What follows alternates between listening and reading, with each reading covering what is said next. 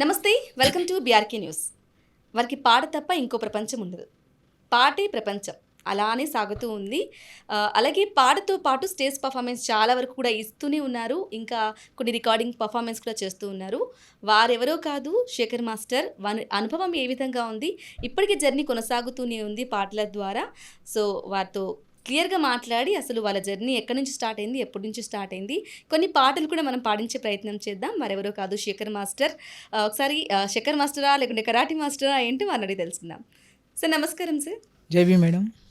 చెప్పండి, అసలు ఏంటి మీ పేరు? శేఖర్ మాస్టరు, అలాగే కరాటీ మాస్టరు. శేఖర్ మాస్టర్ అంటే మనకు డాన్స్ మాస్టరు, శేఖర్ మాస్టర్ గుర్తొస్తారు. అవును. శేఖర్ మాస్టర్ అంటే ఏంటి అసలు? కరాటీ మాస్టర్ అని కూడా విన్నాను నేను. సో ఏంటి, కరాటీ మాస్టరా, శేఖర్ మాస్టరా, ఏంటి అసలు ఏ మాస్టర్? అయితే నేను గత 2009 నుంచి చాలామంది పిల్లలకు కరాటే నేర్పిస్తున్నాను. ఓకే. అట్లా శేఖర్ నా పేరు శేఖర్ వాస్తవానికి. అయితే శేఖర్ మాస్టర్ అని అందరు శేఖర్ మాస్టర్ అంటేనే ఐడెంటిఫై చేసేలాగా అయింది. ఓకే. అసలు ఎలా వచ్చారు ఈ ఫీల్డ్‌లోకి, ఎలా వచ్చారు? మీకు ముందు నుంచి ఆసక్తి ఉందా? ముందు నుంచి ఆసక్తి ఉంది. నేను స్కూల్లో ఉన్నప్పుడు కూడా పాటలు పాడుతుంటేవాడిని. అప్పటి నుంచి చిన్నగున్నప్పటి నుంచి పాటలు పాడుతుండేవాడిని.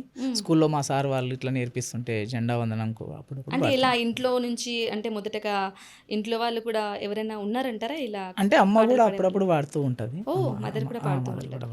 మొత్తంగా ఎన్ని స్టేజ్ పర్ఫార్మెన్స్ ఇచ్చారు? ఒక 200-300 ప్రోగ్రామ్స్. అంటే స్టేజ్ ప్రోగ్రామ్స్ ఏడ ఉంటే ఆడ చేసేవాళ్ళం చాలా. అంబేద్కర్ జయంతులు కావచ్చు, మహానీలయి కావచ్చు, ఎలక్షన్స్ కావచ్చు, అన్ని ప్రోగ్రామ్స్, ఇంకా ఇవి అవి అని కాకుండా అన్ని ప్రోగ్రామ్స్లో పాల్గొంటుంటాం. ఓకే. మీరు పాడిన ప్రస్థానంలోకి మొదటగా వచ్చింది, ఫస్ట్ స్టేజ్ పర్ఫార్మెన్స్ ఇచ్చింది అంటే కనుక ఏం చెప్తారు? ఏది? మొదటగా నేను స్టేజ్ పర్ఫార్మెన్స్ అంటే చాలా స్టేజ్ పర్ఫార్మెన్స్ పాల్గొంటున్నాము.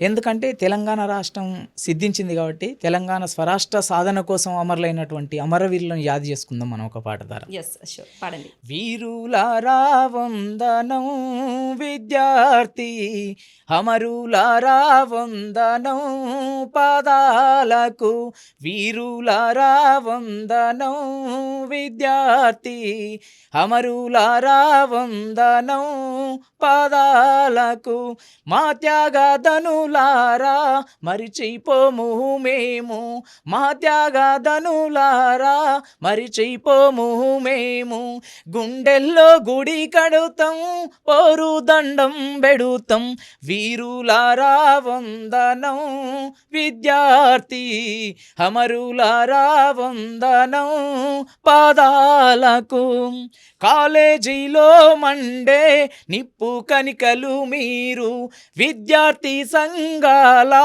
వీరాయోధులు మీరు, నెత్తుటి మడుగుల్లో ఎత్తిండ్రు పిడికిల్లు, వీరులారా వందనం విద్యార్థి, అమరులారా వందనం పాదాలకు, అమరులారా వందనం పాదాలకు. సూపర్ సూపర్ శేఖర్ గారు, చాలా బాగా పాడారు. Thank you, మంచి madam. పాటతో. అంటే తెలంగాణ ఉద్యమంకి సంబంధించి కూడా మీరు పాట పాడారా, లేకుంటే పాట ఉందంటారా? పాడేది తెలంగాణ ఉద్యమంలో కూడా పాడుతుండేవాను, ఉద్యమం సాంగ్స్ కూడా. ఓకే. అందులో ఒక పాట ఎత్తుకుందామా? తప్పకుండా మేడం. పాడండి. ఎర్ర జెండ గుండెల్లో నవరిగిన వాళ్ళురా, పోరాటాల జెండానే ముద్దాడిన వాళ్ళురా, పోరాటాల జెండానే ముద్దాడిన వాళ్ళురా, నెల్లిమల్ల వీరులోయమ్మ పోరాటాల ధీరులోయమ్మ, ఎర్ర జెండ గుండెల్లో నవరిగిన వాళ్ళురా, పోరాటాల జెండానే ముద్దాడిన వాళ్ళురా, పోరాటాల జెండానే ముద్దాడిన వాళ్ళురా, రక్తంతోటి చక్రం తిప్పి జనపనారా మిల్లులు నడిపి జీవితాలతో ఆటలాడేటి యజమానులనే ఎదిరించిన వాళ్ళు, ఎర్ర జెండ గుండెల్లో నవరిగిన వాళ్ళురా, పోరాటాల జెండానే ముద్దాడిన వాళ్ళురా, పోరాటాల జెండానే ముద్దాడిన వాళ్ళురా. అట్లా తెలంగాణ రాష్ట్రం రాకముందు ఓకే. ఎర్రజెండ గుండెల్లోన కమ్యూనిస్ట్ భావజాలం ఎక్కువగా ఉండేది మా ప్రాంతం అంతా. దానికోసం అంత కమ్యూనిస్ట్ భావజాలంతోనే యెస్. ఇప్పుడు తెలంగాణ రాకముందు అంటే తెలంగాణ ఉద్యమంలో పాడినట్లే ఆ పాటలు కూడా పాడుతూ ఉంటే మీకు ఎలా అనిపిస్తుందంటారు అసలు ఇప్పటికి? ఇప్పటికి కూడా తెలంగాణ ఉద్యమం అంటే అదొక ఉవ్వెత్తున ఎగిసిపడిన ఉద్యమం. ఎందుకంటే తెలంగాణ రైతాంగ సాయుధ పోరాటం కావచ్చు, అనేకమైనటువంటి తెలంగాణ ఉద్యమం అంటే నిన్న మొన్న వచ్చింది. నాట్ ఓన్లీ 2000 నుంచి స్టార్ట్ అయింది కాదు తెలంగాణ ఉద్యమం. 1969 నుంచి తెలంగాణ సాయుధ పోరాటంలో కూడా ఎంతోమంది అమరులయ్యారు. అప్పటి నుంచి కూడా సాగుతున్న ఇది తెలంగాణ స్వరాష్ట్ర సాధనం. మా రాష్ట్రం మాకొస్తే మా ఉద్యోగాలు వస్తాయి, నీళ్లు నియామకాలు జరుగుతాయి, ఎవరి వాటా వాళ్ళకి దక్కుతుంది, ఉద్యోగాలు వస్తాయని అందరూ కూడా కష్టపడి తెలంగాణ రాష్ట్రాన్ని తెచ్చుకోవడం జరిగింది. సారథిలో మీకు ఉద్యోగం వచ్చింది అంటారా? అది నిజమే అంటారా లేకుంటే రాలేదంటారా? నాకు సారథిలో అయితే ఉద్యోగం రాలేదక్క. ఓకే. ఇప్పటి వరకు అయితే రాలేదు. అందులో కూడా సారథిలో కూడా కొన్ని అవకతవకలు జరిగినాయి. ఓకే, జరిగినాయి.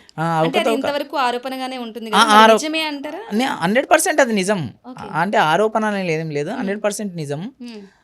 అప్పుడు తెలంగాణ సాంస్కృతిక సారథి చైర్మన్ అయినటువంటి రసమయ్య బాలకిషన్ గారి ఆధ్వర్యంలో జరిగింది కాబట్టి కొన్ని అవకతవకలు అయితే 100% జరిగినాయి. కొన్ని జరిగినాయి, కొన్ని మంచి జరిగినాయి, కొంచెం చెడు జరిగింది. ఇప్పటికి కూడా ఈ రేవంత్ రెడ్డి సర్కార్లో కూడా మేము నిరుద్యోగ కళాకారులమంతా కూడా గన్ పార్క్ వద్ద, అమరవీరుల స్తూపం వద్ద కూడా ఉద్యోగాలు రావాలి, కళాకారులకు ఉపాధి కల్పించాలని ఒక డిమాండ్ చేస్తూనే ఉన్నాము. ముఖ్యమంత్రి వర్యులు కూడా మాకు ఒక హామీ ఇచ్చారు, ఖచ్చితంగా నేను కూడా మీకు కొన్ని ఉద్యోగాలు సమకూరుస్తాను, కానీ అది జరిగేదాకా మనం వేచి చూడాల్సింది. ముఖ్యంగా మాట్లాడుకోవాలంటే తెలంగాణ ఉద్యమంలో సాయి చంద్ గారి పాటలైతే అద్భుతం. అవునక్క. వారికి సంబంధించి వారితో కూడా మీరు పాడారు అని చెప్పేసి విన్నాము కోరస్ గా.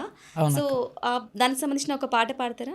సాయి చంద్ అన్న చచ్చిపోయినాక సుక్క రామనర్స్ అని ఒక అన్న పాట రాసిండక్క. సుక్క రామనర్స్ అని పాటమ్మా నువ్వు గన్న కొడుకు యాడున్నాడో జాడా చెప్పు మాకు, పాటమ్మా నువ్వు గన్న కొడుకు పాలమూరు మట్టి గర్భం రాష్ట్ర సాధన కోసం చేసే గానం, పాలమూరు మట్టి గర్భం వంతవాడి నొల్లమంతొచ్చినాం, వేదికెక్కి ఎదురు చూస్తా ఉన్నాం, అయ్యో వినబడతలేదమ్మా అన్న రాగం,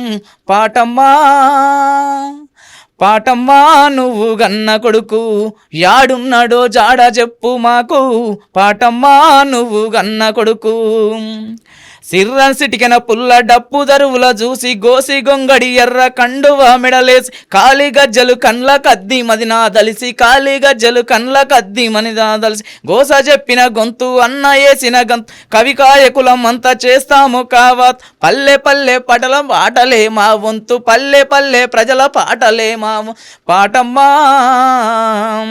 పాటమ్మా నువ్వు గన్న కొడుకు యాడున్నాడో జాడా చెప్పు మాకు, పాటమ్మా నువ్వు గన్న కొడుకు.